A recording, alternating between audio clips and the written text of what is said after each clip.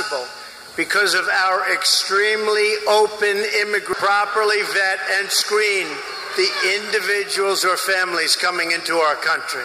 We should temporarily suspend immigration entirely from regions where safe and adequate screening cannot occur. The pro-immigrant position is the position that favors tough screening and tight controls. And we want people to come into our country, but they have to come in legally through a process, and we need extreme screening. Donald Trump talking about his plans for extreme vetting for refugees and immigrants who want to enter the U.S. Here now, the author of Defeating Jihad, The Winnable War, Dr. Sebastian Gorka. So Clapper, Comey, Brennan, if you look at the names, Steinbeck, McCall, General Allen, all said ISIS will infiltrate. Trump is listening, and he's saying, okay, if they're going to infiltrate, we better vet them to keep Americans safe. Why is Hillary Clinton and Barack Obama willing to gamble with the lives of Americans? Because that's what they're doing. Why would they be willing to do that? It's part of their ideology, Sean. Remember, these are people that are shaped by the one world multiculturalism. These are postmodern secularists, and they think, you know, it's unfair to close our borders. We had the former Secretary of Homeland Security state recently that our borders should be porous. There should be no such thing as airtight borders. It's not about national security, Sean. It's about ideology. It's about one world multiculturalism. Well, what is the ideology except that if you don't listen to these top intelligence officials saying, yeah, ISIS will infiltrate, then if they come in and they kill Americans, then don't you bear part of the responsibility for those Americans that are victims of whatever terror attack they bring with them?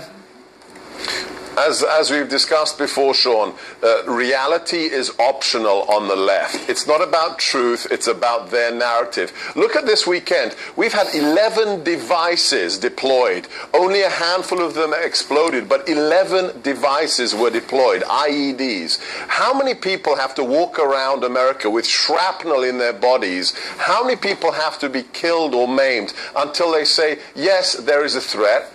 ISIS said they're going to use refugee streams, and you know what? They've done it in Europe. So let me ask you this. We know there are 88 Sharia courts in Great Britain. We know the no-go zones are real. I don't care how many times liberal press says they're not existent when they are.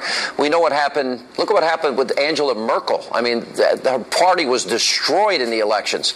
Add to that Belgium, add to that Sweden, add to that all of Europe, and the impact that this is having, you know, the Islamization of Europe. So I guess with 50 days to go, we're going to elect a president that either acknowledges radical Islam, that will vet these refugees to keep Americans safe, build a wall and protect our borders, or we won't. So the American people have a very clear choice, don't they, in 50 days? Sean, this has become a national security election.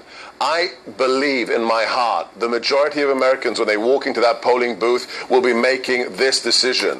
Which person is going to protect me and my family? Is it Donald Trump, who's declared war on the Islamists, or is it Hillary Clinton, who until the Nice attack wouldn't even use the word jihad to describe our enemies? She still Which one is going to protect us? She's still using, you know, playing word games and threading a needle and is afraid and doesn't want to hurt people's feelings. But all right, Dr. Gorka, always good to see you. Thank you.